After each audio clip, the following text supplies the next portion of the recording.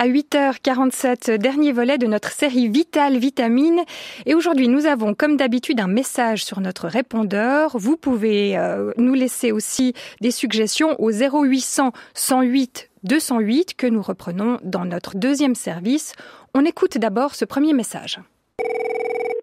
Bonjour, c'est la vitamine E.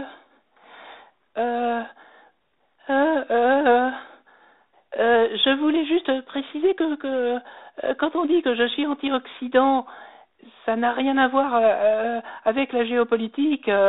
J'ai rien contre l'Occident, la modernité. Moi, je fais juste en sorte de pas trop abîmer les différentes membranes cellulaires et l'ADN. Voilà, c'était la vitamine E. Au revoir, merci. Le répondeur dont on parle a reçu les doléances de beaucoup de vitamines cette semaine. Elles sont très réactives, ces petites molécules. Donc là, c'était la vitamine E qui, malgré sa timidité, a fait l'effort de s'exprimer. Sophie Proust, la vitamine E est, malgré son air inoffensif, une vitamine protectrice, comme elle le dit. Oui, et elle agit avec les autres antioxydants comme la coenzyme Q12, par exemple, qu'on trouve dans la viande, le poisson, les huiles de canola, le soja, les noix et les graines aussi. Dimitrios Samaras, médecin consultant à l'unité de nutrition à Genève. Donc, elle est antioxydante en protégeant les lipides dans les sangs et les membranes cellulaires et aussi l'ADN. Et son action est renforcée par la présence d'autres antioxydants, comme la vitamine C en soi, les sélénium, le bêta-carotène. Je rappelle, le bêta-carotène, c'est la provitamine A, et une autre substance qui s'appelle coenzyme Q10.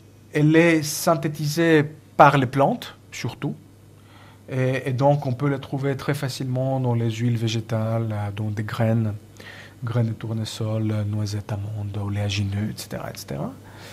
C'est assez rare d'avoir une carence en vitamine E.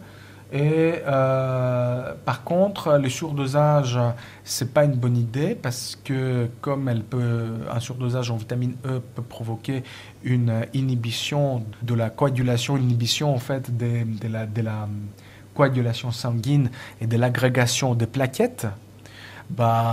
Il y avait même des cas où un surdosage en vitamine E a provoqué des hémorragies cérébrales. Donc c'est un autre aussi exemple où on peut dire que plus, c'est pas forcément mieux. Il vaudrait mieux éviter de prendre ce type de vitamine si on prend un traitement déjà anticoagulant. Tout à fait correct. Et il faut faire très attention par rapport à la prise de vitamine E si on est sous aspirine ou encore pire sous des coagulants plus forts.